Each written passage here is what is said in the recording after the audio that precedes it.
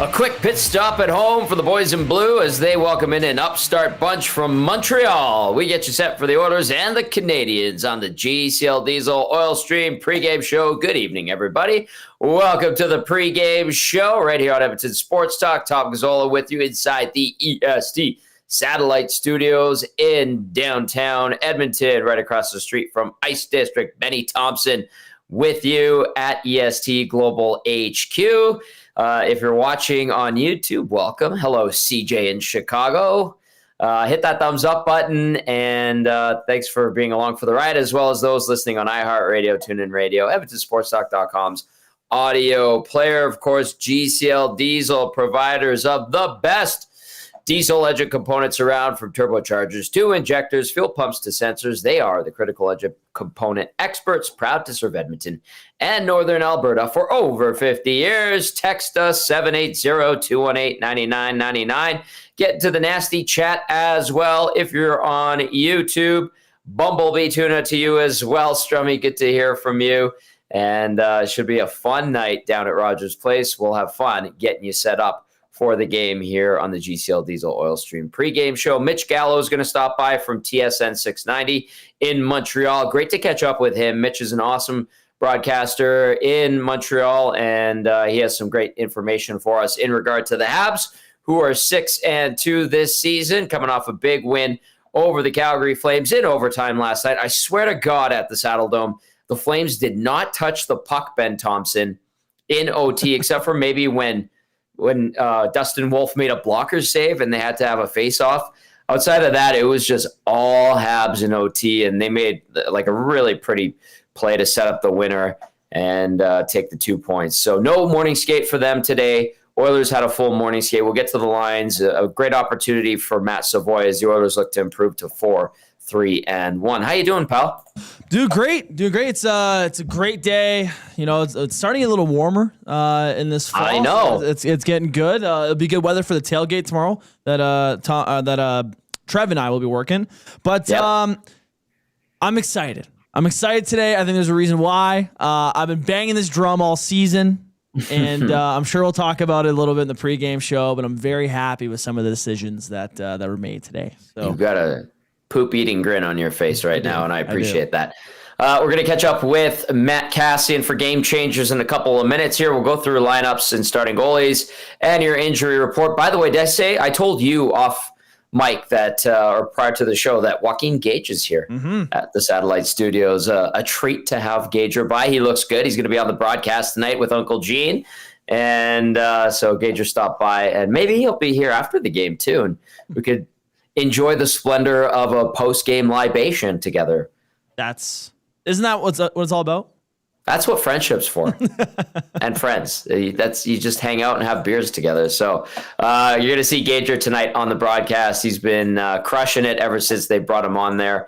And that will continue tonight with him and our good friend and my Uncle Gene. Our next live on location, I should add, join us October 25th. That's this Saturday at Boston Pizza Clairview. They've got the 170-inch screen. The thing is amazing. Jason and Lisa do a fantastic job. Prizes, they're working towards getting some tickets to give away, and them alongside the crew at Westgate, Tony and Curtis, where we'll be on Sunday for the game, have you covered when it comes to the game day specials, and then prizing. So a lot of people don't leave empty-handed. And so we'll look forward to being back at BP Clairview on Saturday, BP Westgate, which is on 170th Street, 90th Avenue, on Sunday. All right, Benny, I'm going to let you throw out the question of the night. I'm looking forward to reading some responses in regard to the question of the night.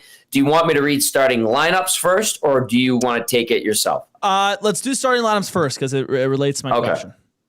I was wondering about that, so I jumped the gun a little bit. I apologize. Let's get to your starting lineups. Here is what we're anticipating from the Oilers, how they were skating today. McDavid between Draisaitl and Savoy. RNH between Mangiapane and Roslovic. Phil between Podkolzin and Frederick on his off wing. Interesting. Adam Henrique, he of 1,000 National Hockey League games, and who you will hear from later on in the show. I had a nice one-on-one with Adam Henrique this morning. He will be centering Ike Howard, who scored his first goal the other night of his NHL career, and David Tomaszek. On defense for the Oil, Ekholm with Bouchard, Nurse with Wallman. Big game-winning goal from Wallman the other night. Kulak paired up with Emberson. Out Troy Stetcher and Curtis Lazar. For the Habs tonight, they did not have a morning skate. We do know there will be at least 2 tweaks to their lineup from yesterday at the Saddle Dome. But here are your lines for the Montreal Canadiens. Nick Suzuki with Cole Caulfield and Yuri Slavkovsky. Oliver Kapanen between Alex Newhook and Ivan Demidov. Jake Evans with Josh Anderson and Brendan Gallagher. And then Joe Veleno centering Zach Bolduc and Kirby Dach of Fort Saskatchewan, Alberta, Canada. Kirby Dach back in the lineup. He's been nicked up the last little bit, and you can be sure that he will be fired up to play against his hometown team. On defense, Mike Matheson with Noah Dobson. Dobson had a tough giveaway on the Adam Klapka goal last night. He'll look to atone for that. Jaden Struble paired up with Lane Hudson, and then Arbor Xhekaj with Alexander Carrier. Joshua Waugh comes out for Kirby Dach. Mark Del Gaizo expected to be the other scratch. If anything changes, we will update you later in the show. Your starting goalies for tonight, 33-year-old Calvin Pickard gets the nod, 1-1, 254 goals against average, 865 save percentage in his 2 games this season. Pickard versus the Habs, just a 2-5 record, 266 GAA, 909 save percentage, 1 shutout in 7 games versus Montreal over the course of his career. And then at the other end of the rink, it will be 28-year-old Sam Montembeault. He is 2-2 this year, 326 goals against average, 857 save percentage in his 4 games. Lifetime versus the Oil, Montembeault 2-3 with a 264 GAA, 914 save percentage, and 1 shutout in those 7 games against Edmonton. Mitch Gallo will have some interesting stuff to say about the goaltending situation in Montreal later on in the show. That brings us to the Advantage Sport Medicine and Physiotherapy Injury Report. Connor McDavid's got a team of specialists. You've got a bag of frozen peas. Get the same locker room approach that's trusted by the best in the game at Advantage Sport Medicine. Book your assessment today at www.advantagesportmed.ca or call 780-460-9977. For the Oilers, Zach Hyman remains on the IR with his wrist injury.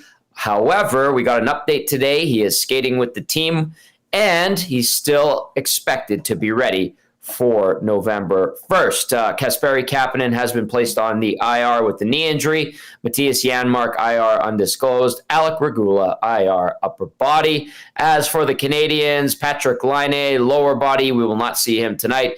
Caden Gooley, also a local product, great young defenseman, IR lower body. And David Reinbacher, IR broken metacarpal bone. All right, Benny, give us the question of the night.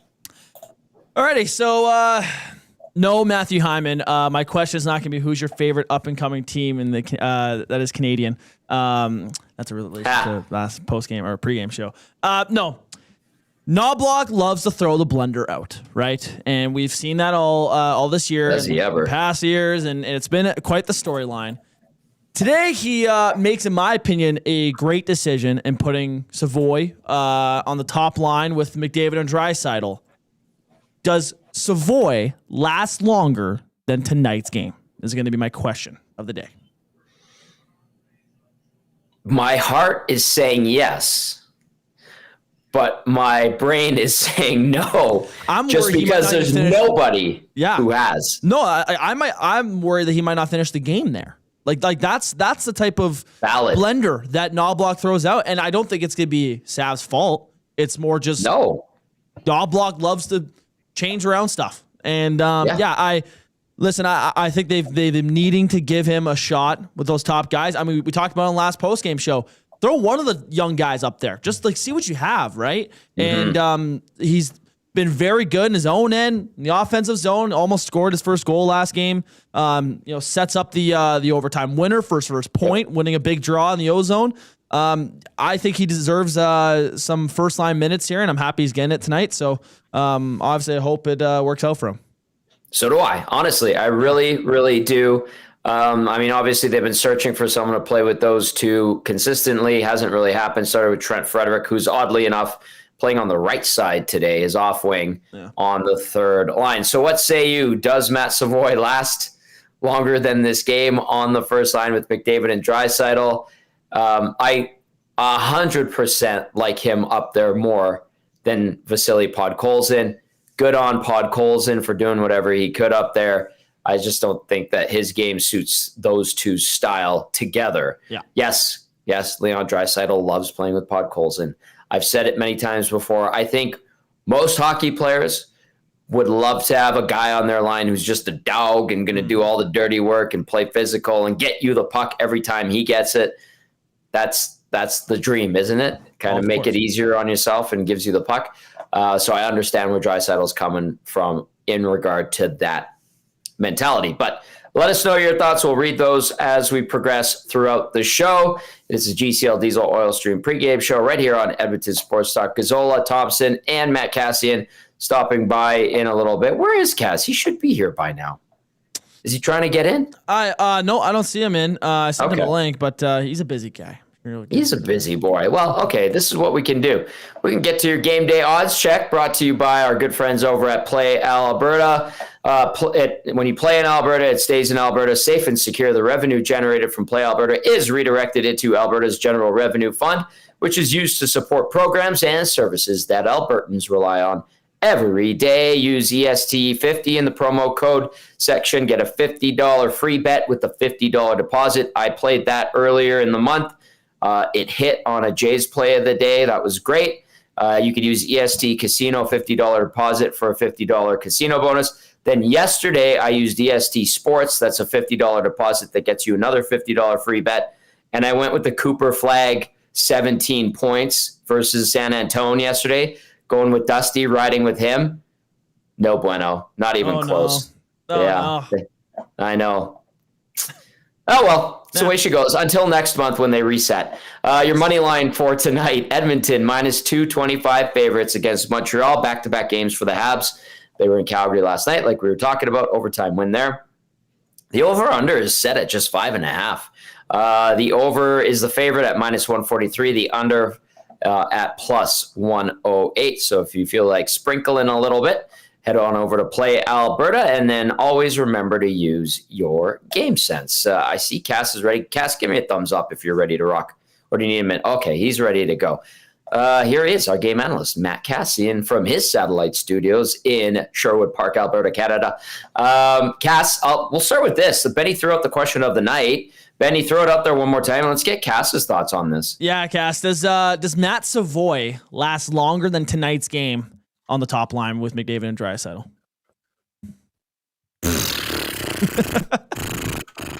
Enough said. Nailed it. What question is that, Benny? Valid question. Very valid question. We talked about this on Two Guys and a Goalie today. I don't know. Like, have you given us an over-under, Benny, yet? Like, have you picked that out? We haven't had the over-under yet. I mentioned earlier that I'm worried he won't make it through the full game, which is obviously what we'll have to set a line. Let's set it at okay. Last game we did this. I think it was at 1850s when they changed the lines. Let's go. I'm being a little generous. 27-30. So half the game. Pretty good. Yeah, basically. So what? That's like the first TV timeout, the second period. Yeah. It all depends on how they're playing. Yeah. Right? Like, because if they're playing well, they're playing fast, they're playing and they're executing, then he's going to stay there. Mm-hmm. But if 10 minutes in, this team is flat again, we're going to see a change. So I hope he stays there. I think if we look at the Oilers forwards, he's one of the guys that makes more sense to try to play in that spot. Yeah. Mm-hmm. Just because of his ability to be creative offensively. And I know he's really been focused on the defensive side of his game, penalty killing. And he knew he was going to have to do that. They told him he was going to have to do that in order to make the team, to stay on the team. Worked on it all last year in Bakersfield, but I have seen this kid play when he is the guy offensively. He has all kinds of creative awareness in the offensive zone. And I think you're hoping that some of that gets unlocked a little bit with McDavid and Draisaitl. Hopefully, him being fairly quick, being fairly smart on the ice leads to a little bit more. But if that line is flat at all, it's not going to last. So which is kind of scary because you would hope with a player that's super creative, like you want to give them some time to maybe figure it out a little bit, to figure out tendencies. But as we've seen so far this season, they don't give you much time. Yeah. Yeah. Oh, well, I'm reading this text in the inbox. It says, I'm worried for Benny when Knobloch inevitably takes Savoy off the top line on their third shift. Will be a spicy post-game show. That's going to be a spicy Benny if that happens. And then Norm in a combine says, first period, 5 minutes left, hashtag combine crew.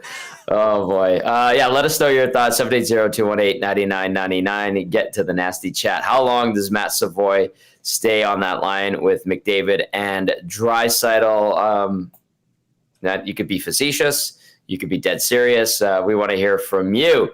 All right, Cass, let's dive into Game Changers, brought to you by Damon Bunting Real Estate. Damon Bunting, consistent top-producing realtor in the greater Edmonton area for over 18 years, and he's community-driven, and he understands what it takes to make a difference in our city. So check him out, DamonBunting.com, or visit his Instagram at Damon Bunting Real Estate.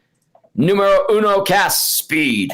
Speed is going to either allow the Oilers to thrive or it's going to crush them today. If you watched that game of the Calgary Flames against the Montreal Canadiens yesterday, or if you've watched Montreal at all this season, this is a team that plays fast. Like Marty St. Louis has these guys moving. They play very quick. They have some mobile defensemen. They love to play in transition, and they have some talent up front that likes to skate and likes to attack and likes to be aggressive.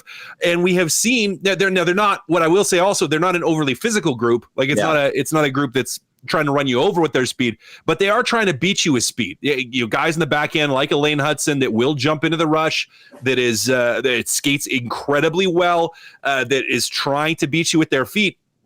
And the Oilers at times, the past couple of years, and especially this season, they've struggled against some of that. Watch the game if you watched it, or if you had a chance to watch the highlights, a game against New Jersey. Edmonton didn't deal well with New Jersey's speed, particularly when New Jersey was attacking. Created a bunch of odd man scenarios and just left the Oilers floundering a little bit. And the game today has a potential to be that if you don't play fast. So for the Oilers, you're getting that puck in transition. Evan Bouchard being a little bit better with his quick ups, being a little bit more accurate, moving the puck just a split second sooner in the defensive zone. Now he was a little bit better last game. Needs to take another step today. Darnell Nurse, I don't know that he was any better last game, but is certainly a player that can do it, that needs to improve on getting back to pucks, getting his toes up ice, and transitioning the puck to Edmonton's forwards. I mean, that's an area where they slow down sometimes. And tonight against Montreal, because Montreal can be so aggressive and so quick, you really, really, really have to get back to those pucks and get it moving the other way. You want to play fast, transition the puck quickly, and you could end up with some offensive opportunity against the Montreal team that is just ultra aggressive in what they're trying to do on the ice. Cass, sluggish start for Darnell Nurse. I think it's just safe to say it through 7 games thus far. Why, what, how, when you look at his body of work early this season? Why, I'm not going to have an answer for. Only Darnell Nurse can answer why. Yeah. The what and the how. He has. I'll use a word that Connor McDavid has used for the team as a whole, but he's looked a little disconnected. He's looked a little disconnected in that it feels like he's second or third guessing everything he's doing. So he's basically overthinking it. I think he's overthinking positioning, overthinking the passing, overthinking where he's supposed to be, what he's supposed to be doing. And that's causing a little bit of hesitation, which then slows him down, which then just kind of slows everything down. Darnell Nurse is by far and away at his best when he's just reacting. When he's just going, when he's just see puck, go get it. Guy in the corner, go get him. When he's just responding immediately instead of trying to do too much, that's when Darnell Nurse is at his best. And he's incredibly effective when he is. And we saw that for a pretty good chunk of last year where he was an incredibly effective defenseman. I'm not concerned for his season yet. Like, the season is lost. He's never going to get there. Right. But it has been a tough start to the season in that regard for Darnell Nurse. All right, that's point number 1, speed, and a little bit of a Darnell Nurse sprinkle in there. Wake up, Darnell. They need you, and we'll see if you can get it going against a good Habs team. All right, we talked about Savoy a little bit, but Cass, point number 2 on Game Changers is youth. Yeah, both sides of the puck. Yeah. You have Savoy getting that opportunity on the top line, and we talked about that already. You have Isaac Howard getting his first NHL goal, and that's a big moment, and hopefully a big confidence building moment for him. And on the other side of the puck, man, that Montreal team's pretty young, guys, and don't look now, but they're a pretty good young team that's shaping up to maybe not quite yet, although they're having a great start to the season, but shaping up to potentially be a contender down the line here. Some really good young defensemen led by Lane Hutson, who is a fantastic player to watch, incredibly skilled. He's not the biggest guy, but moves very well, thinks very well, is very strong on the puck. You have Kirby Dach, who looks like he could be coming back into the lineup today. Most likely will be playing. So another local product out of Fort Saskatchewan, who has had it up and down from a career standpoint, but really is just, he's at that point now where you're kind of expecting from a Montreal standpoint, him to turn the corner. So still very young, but I think in full or potential for full blossom here from Kirby Dach. Now we have other young players up front that are very, very good. Nick Suzuki, who has been absolutely fantastic. I remember watching him the first time a number of years ago and telling Dusty, because you all know Dustin Nielsen is a huge Canadiens fan, saying, Dusty, this kid is going to be the real deal. And he was all caught up on Cole Caulfield, who's also another young player who's a very good player for the Montreal Canadiens. And I said when watching them, I'm like, Suzuki's a little better, in my opinion. Still think so. But they're both fantastic players, fun to watch. Alex Newhook, another young guy, Western Canadian guy that is a young player that's had some success and having some success this season. So it's a young, fast, exciting group out of Montreal that we could look at it and say, okay, does from a goaltending standpoint, and is Montembeault and Dobbs going to be enough to get it done? We don't know yet in that regard, but it's an incredibly fun young team to watch, and one that I think is going to be potentially a powerhouse given another year or two or maybe three even in that Eastern Conference. But a pretty good look at them today to see that speed that they play with. And again, on the flip side for Edmonton, you have some of your young players that you need to play with that speed, being one of still the older teams in the league. The Isaac Howards and the Matt Savoy of the world have to be the guys to pick up that torch and bring that speed tonight for the Edmonton Oilers. Kirby Dach expected to replace Joshua Waugh tonight on the Habs fourth line with Joe Veleno and Zach Bolduc. Obviously, we'll confirm when teams hit the ice. No morning skate for the Canadiens this morning. Well, this is Game Changers, brought to you by Damon Bunting Real Estate. Tom Gazzola alongside our game analyst Matt Kassian, Benny Thompson as well. Point number one on Game Changers was speed. Point number two was youth. And I'm going to refer to a text that just came in regard to point number three. Sean says, Pickard in net. Is this a scheduled start? Why do I think they're showing off picks for a potential trade and bringing up Ingram? That's from Sean. And point number three, Cass, is Pickard. Yeah. No, this isn't yes, it's a scheduled start. No, this is not a showcase to trade Ingram. There is plenty enough tape. They don't need to showcase Calvin Pickard. Now you have scouts come and watch in some of the situations. That's not what this is. This is a scheduled start for him. And he's played well. Goaltending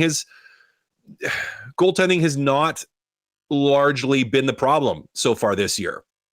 Now it has in the past at times for the Oilers. And we all know how many fights I get into with people over their Skinner scapegoat syndrome. But Calvin Pickard getting the start, and he's been solid. You need to think another solid night out of him. I'm really hoping, guys, from a goaltending standpoint, this isn't a night where he's got to bail the team out. Right. Like we want to see this team play a good game and a whole good game where they don't need Calvin Pickard to make some big saves, but I don't know if I'm confident that that's going to happen yet. So I'm not, guys. I do not feel confident in that at this point with what this team has shown me. Now that switch can flip at any time, and they could just absolutely pour it on, turn it on, do all the right things, and be fast and fantastic right from the drop of the puck. But we haven't seen it yet. So for Calvin Pickard, you have to be going into this thinking you might have to be the guy to make the big save. You might have to be the guy to steal it a little bit or to win a period period for your team when you didn't deserve to be in it, to see how this team feels their way into a game. So a big night for Calvin Pickard. Again, goaltending hasn't been the issue. It's a scheduled start. I knew people were going to be freaking out about that. This isn't about Connor Ingram. It's not about a trade. It's about Calvin Pickard getting some opportunities and sharing the workload, and about him coming out here against the Montreal Canadiens and having a solid night. Benny Thompson, anything to add? Oh, you're pulled muted. a Cass. Yep. Totally pulled a Cass. Yep. Yeah, way to go. You know what? We're going to just forego Ben Thompson. We'll go to his question of the night. The question of the night was, how long does Savoy stay on the line with McDavid and Draisaitl? That came from Benny, and Big Dave chimed in. He said, my guess is they pull Savoy off the top line right after the anthem. Thank you, Big Dave, for the comic relief. Can you guys Benny, hear me now? we can hear you now. Yeah. Hello, welcome back. Don't know what happened there, but the goaltending for the Oilers has been a strength of theirs all year. They haven't lost them a game. They've held them in games, won them games. If anything, with Skinner's performance in the Rangers game is specifically in my head. But I don't mind going to Pickard. Like, both goalies were playing well. Might as well give him a start. I understand there's the back-to-back coming up, and then there's with their schedule. Understand the whole trade-off and the scheduling for all of that. But I don't mind it. Just give Pickard the start at home against Montreal. I don't think it's showcasing him for a trade necessarily. I'd be very surprised if that's what they're thinking. But they've been both Pickard and Skinner have been a huge strength and probably their best thing going for them to start the season. Ride with both of them. I don't mind it at all. Okay, Cass, last one for you. We talked about Savoy and his opportunity, and Benny, put the question of the night out there, and we have people chiming in about it. But when I put the lines out this morning from Rogers Place, I saw a bunch of responses saying, why is Ike Howard on the fourth line? Kid scores his first NHL goal. I thought it was a goal scorer's goal, made a crafty little move in the slot, buy himself a little bit of a gap, and then he fires it home. What's your read on this? Yeah. It was half a goal scorer's goal, but maybe that could be called a full goal scorer's goal, and that his positioning was great. It was crafty, kind of the slide in, slide out motion, as I tell the kids all the time, even in Ringette when I'm coaching my daughter's team, is you can't just stop and stand there. Generally speaking, you got to be moving, and his motion on that was good. And then he fanned on it, and it went in. When I watched, way to take away from his first ever goal.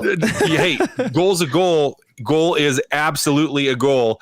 And what I mean by is, hey, sometimes Leon fans on him and they go in. Connor fans on him and they go in. Like, it happens. He put himself in a good spot and he scores a goal.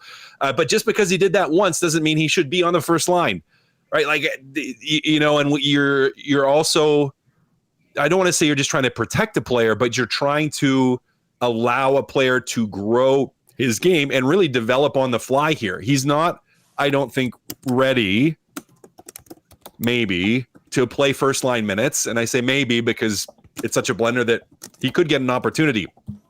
Doesn't start on the first line today, but just because a guy got his first NHL goal doesn't mean you just throw him there. Right? Like, this is not all of a sudden going to be, he got one goal.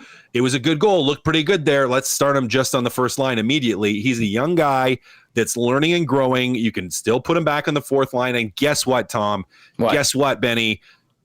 You can change the lines around. No way. And if you haven't noticed that at this point in this season for this Oilers team, shame on you, because they could change in 10 seconds. So don't worry about it. That's what I have to say. Cass, phenomenal stuff as always. Look forward to seeing what happens in this game between the Oilers and the Canadiens tonight. I will catch up with you on the post-game show. Sounds good, fellas. I look forward to it. That is our game analyst, Matt Kassian, with Game Changers, brought to you by Damon Bunting Real Estate. Damon Bunting, now with The Agency. Good stuff there from Cass, and we should have a lot to talk about. I feel like we're going to have a lot to talk about tonight. When these two teams get together, whether it's in Montreal, especially here at Edmonton, it usually is highly entertaining and a lot of high-flying hockey. So hopefully that's the case again tonight. Benny, I did have a chance to sit down with Adam Henrique, who just played his 1,000th game. Talked to him this morning. Let's get to that right now. What do you say? Yeah, let's do it. This is Tom Gazzola's one-on-one with Adam Henrique. I'm not going to call you an old man because you are not, but long in the tooth, maybe in the NHL, you celebrated 1,000 games. Just what was it like for you, Adam? It was a great day. Special from the morning and everything that was involved with it, from the shirts and guys doing funny videos before in the morning, and got some great gifts and that sort of thing, and ended up a nice surprise. All the family was there, and somehow kept it a surprise. The Henrique crew is usually not great at keeping surprises, so somehow they pulled that off, and it was special. It was nice to be able to share the day with them and get to see everybody after, and everybody celebrating and enjoying the moment all together. Brad Harrison just kind of walked by with a smirk on his face. He's one of the best in the game, I have to say, having worked with him for 8 years. So I would assume he had something to do with the shirts. Is it an F1 thing, Indy thing, or NASCAR thing? I'm curious. NASCAR and F1. So a NASCAR fan first and foremost, but just enjoying racing and that sort of thing. And yes, Mr. Brad Harrison had his hands on a lot of things, I suspect. But you know what? Those things, that's what makes everything special. In the locker room and being close with the guys and being able to joke around and have all those sorts of funny things. And after 1,000 games, a lot of those add up. And I've been here for a relatively shorter period of time, but a lot of great relationships in the room here, and the guys are so great, and I really did appreciate all the little touches that went on throughout the day. F1 wise, are you a Lando guy or an Oscar guy? And what team is your team in F1? Oh, a Verstappen guy. So we're chasing. Is that a whiny baby? No. He's a champ there the last few years. It's been, and that's kind of where I've gotten more into it the last few years. And I think with a lot of people with the documentaries and stuff, I think it really helps look the behind the scenes and to understand everything as far as racing. When I come in here, tell the guys I'm a NASCAR fan, they just kind of look at me funny, and they're like, "What? Is this guy serious? Is he messing with us or something?" Left turn? Yeah, they just go left for like 5 hours, And, yes. But all that behind the scenes stuff, I think, is important to know and understand. I think it helps, the day-to-day fans and that sort of thing, and can help everybody understand the sports a little more. So I've been fortunate to get a few good relationships in the NASCAR family, and been to a lot of races with my brothers and cousins and everybody. We've certainly had a lot of fun and enjoy that part of it. I know Andrzej Kopitar is tight with Zach Brown. I found that interesting. Which relationships, if you want to share, have you made through your years? Just in the NASCAR side, the Spire Motorsports team, they were great to us in Charlotte, and I've talked to those guys here and there throughout the past 4 or 5 years. And Corey LaJoy was a NASCAR guy, a racer that got to meet a few times, and just being in the garage and that sort of thing. And thanks to all those guys. And we made it over to the Joe Gibbs race shop a couple of years ago, and got to see all the behind-the-scenes stuff and get the tour and meet some great people at that organization as well, which was pretty special for us and for my brothers and cousins and everybody that went. So, I guess when you get to do that sort of thing, it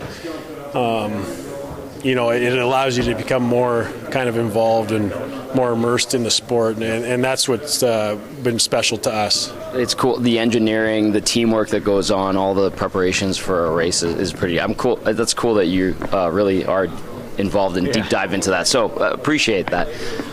Your order of business tonight is the Montreal Canadiens. People are calling this an extended road trip, even though you guys come home for a couple of days. How has this little stretch been over the last week and a bit here? Yeah, you know what? It was great being on the road, obviously with the guys, but getting back into it and finishing off with a big win in Ottawa that we needed.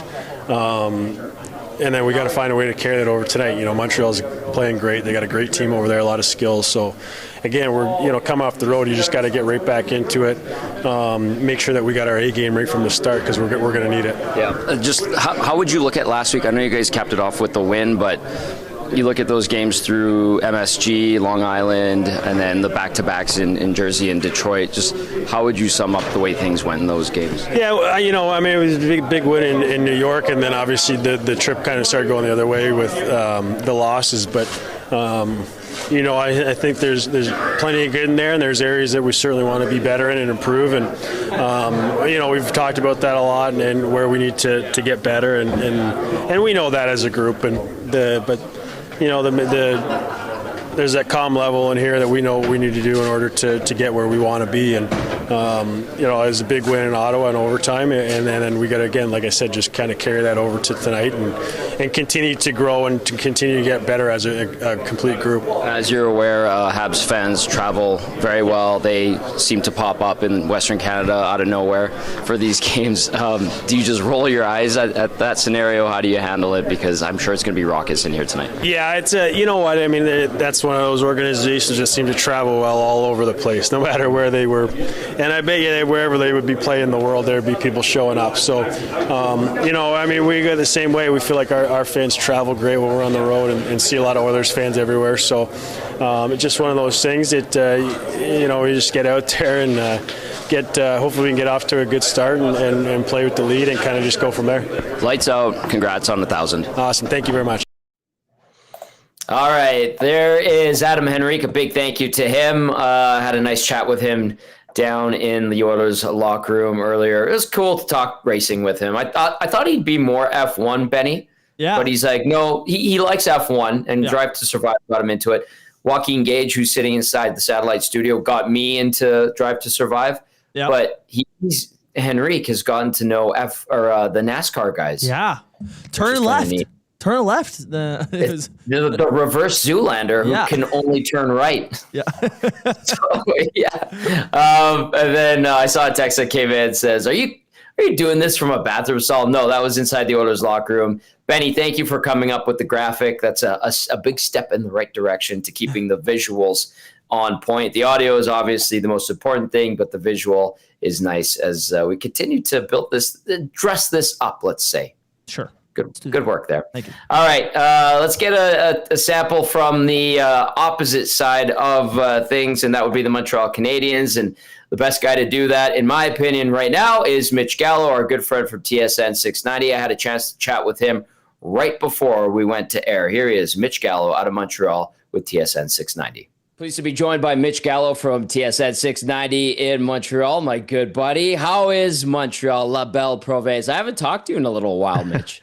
I know. We usually catch up when the Oilers go on their magical playoff runs, and I need all the updates with the Oilers. But no, summer was good, an eventful off season for the Canadiens.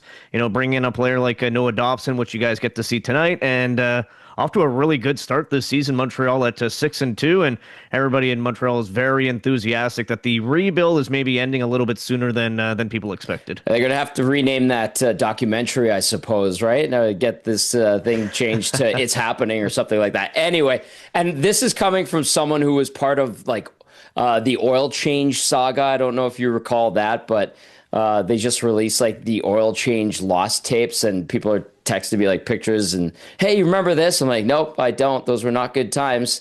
So anyway, things are going good with the Habs. Last night in Calgary, Mitch, I don't even think the Flames touched the puck in overtime outside of maybe Dustin Wolf making a blocker save and the puck going out of play. What can you say about that game at the Saddledome yesterday? I mean, a lot of people look at the shots on goal last night, heavily favoring the Calgary Flames. That was not indicative of the way the game was played.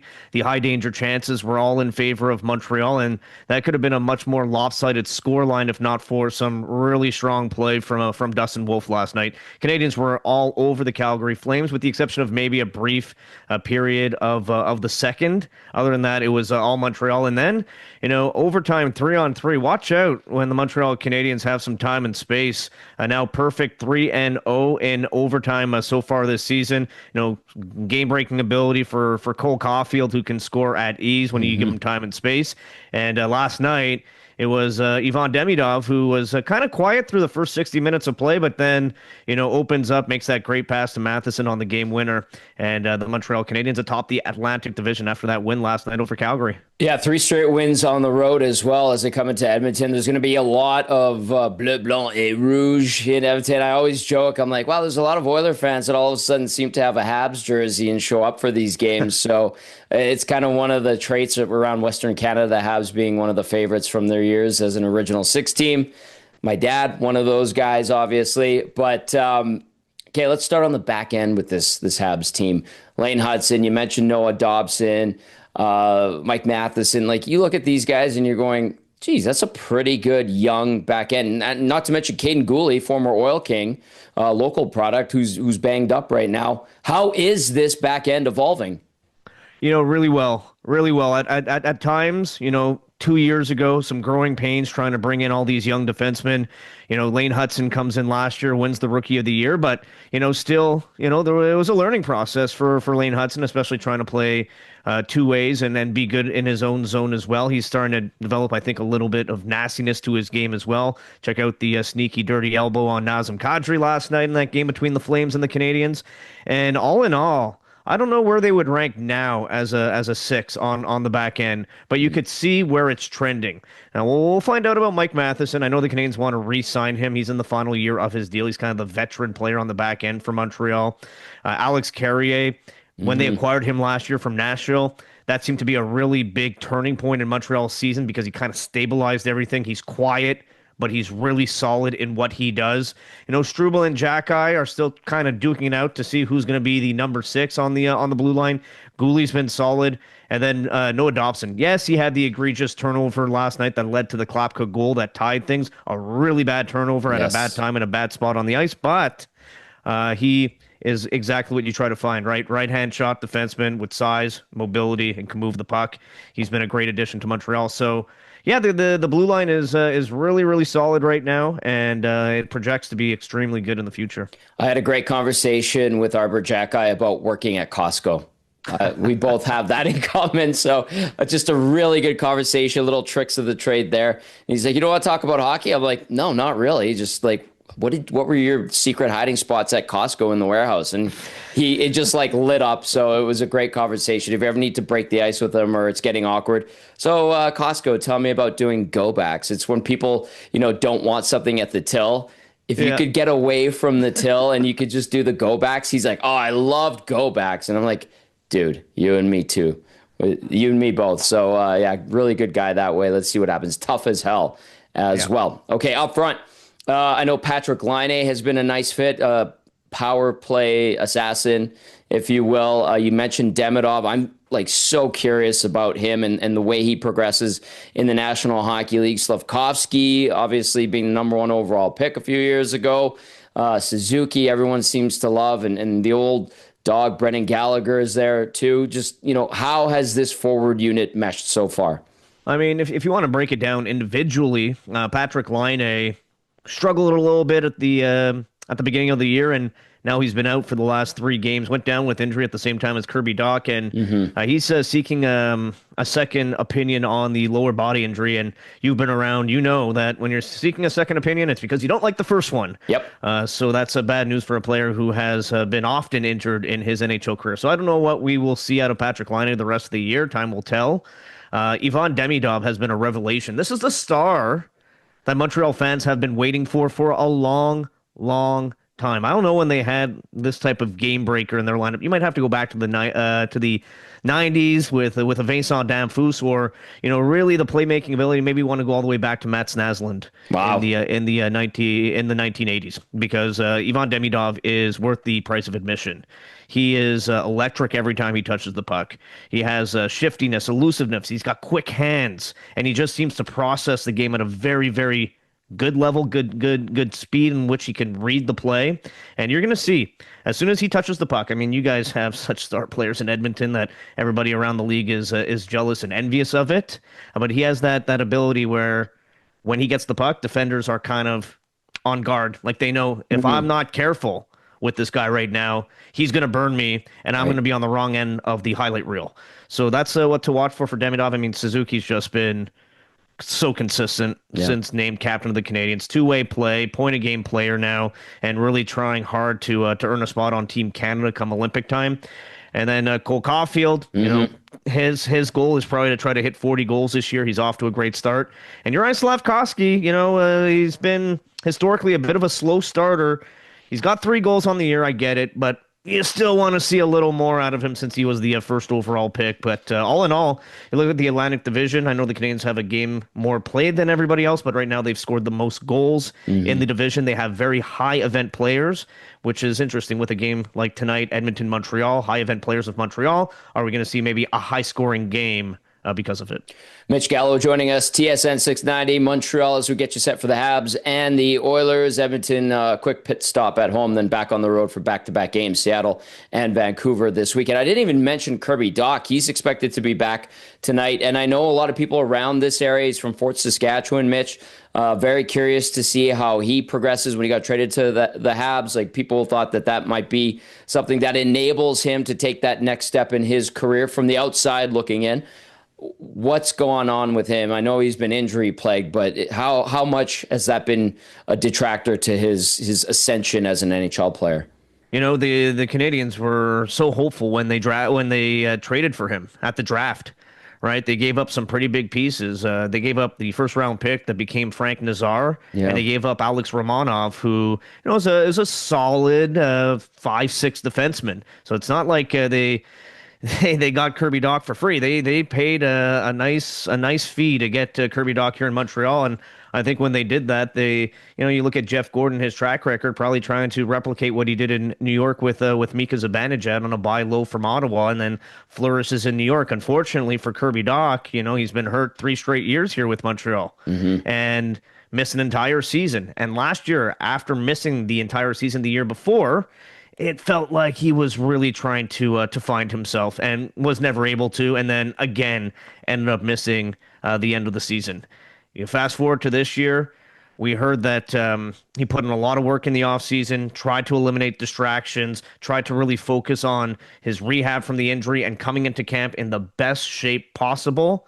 And then he's already missed a handful of games so far this year. Yes, coming back into the lineup tonight. I think, you know, the biggest thing for Kirby Dach, and I'm always asked about him when I do radio hits in Edmonton, because people love their hometown products, right? Yep. And for him, it's about trying now to find an identity as a hockey player. Like, who is Kirby Dach? What type of player can he be? The Canadiens need a second-line center. It's their most glaring hole, and he was supposed to be that guy.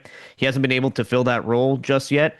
And I think everybody in Montreal, what they want from Kirby Dach is for him to play with a little more anger. Because when he seems to get pushed, or when he seems to just get a little fuel, that's when we see the best out of Kirby Dach. It's just about trying to do it night in and night out.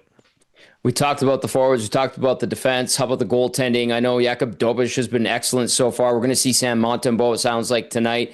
How would you describe this tandem in net? And I was having conversations with guys today that were saying, man, that Dobeš looks great. And I thought, could he be the starter for this team and kind of supplant Montembeault going forward? How do you look at the goaltending?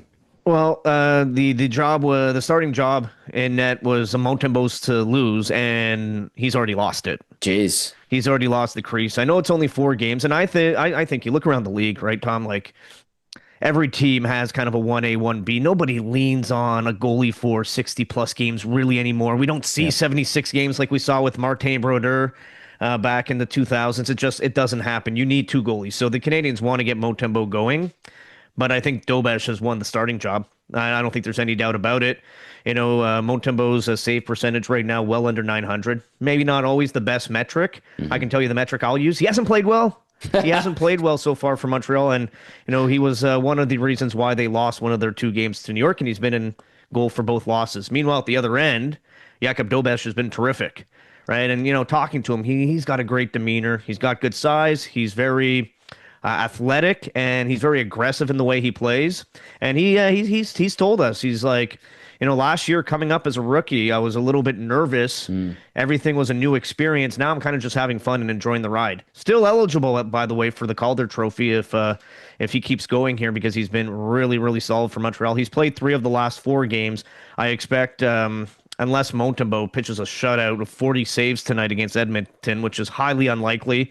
That Dobesh is likely to play Saturday in Vancouver and then Tuesday in Seattle. And then we'll have a full-blown controversy that we could take calls about when the Canadiens return home after Tuesday's game against the Seattle Kraken. But right now it's Dobesh's crease and Montembeault pressure on tonight against Edmonton to have a good performance, because if not, he's going to have trouble finding ice time. He's going to go head-to-head with Calvin Pickard tonight. I love that you just summed it up the way you did with the goaltending and Montembeault. He hasn't been good. Yeah, there are guys, and I'm sure you've talked and heard from a lot of them, who come up with fancy equations all to get to the same answer. So I'm glad that you summed it up that way, because I've had that struggle here in Edmonton as well, Mitch. All right, we talked about all aspects of this team with the Montreal Canadiens. How about the game that we're expecting tonight? Play Alberta has the over-under set at 5.5.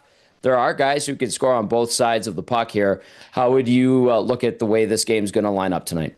I mean, I kind of mentioned it. I kind of like the over in this game. I feel like Montreal's due for a bad game, because you can't play the way they've played, and they've gotten breaks as well. Every game they've played in has kind of been a 1-goal game. 3 overtime wins. The game against Buffalo decided in the third period. They play close games. I think Montembeault struggles. We might see goals because of that. I think I mentioned before, Montreal has high event players that will want to try to trade chances with you. And with Edmonton and the top guys that they have, that's not the best recipe for success. And then with the Edmonton Oilers, I feel like, and I mean, you could speak to this better than me, like they are just on the cusp of having a really big game offensively. McDavid just scored his first goal against Ottawa a couple nights ago. He's probably due for a big offensive explosion at some point here. I know Edmonton, one of the better teams as far as defensive metrics, which, it's such a funny thing, like when there's a narrative created, Edmonton Oilers, they have such great point producers, they don't play any defense. Now you look at the metrics, they actually are really good defensively, but of course the goaltending a little bit shaky. So you get Montembeault and Pickard. As far as what kind of game, I like Edmonton to beat the Canadiens tonight, maybe in a high-scoring game. Ooh, ending that 3-game road winning streak for the Habs is going to be a great atmosphere at Rogers Place tonight. Mitch Gallo, always a pleasure, sir. Really appreciate the time. Anytime, and enjoy the game. All right, great stuff there from Mitch Gallo. Big thank you to him from TSN 690 in Montreal. Benny, we have like a minute left. What are your final thoughts going into this game tonight? Final thoughts. Let's see another step from the Oilers. I felt like they took one against Ottawa. They were playing very poo-poo before Ottawa, and then they played slightly not poo-poo against Ottawa. Let's get to like a solid effort tonight. Can we get to there? I'm not expecting a 60-minute game. Let's get to a solid effort. Very scientific word. Thank you. Wording that you use there. A solid 60-minute effort would be great. The last time we saw them on home ice, they had that. Granted, it was against the Vancouver Canucks. You get the Habs today.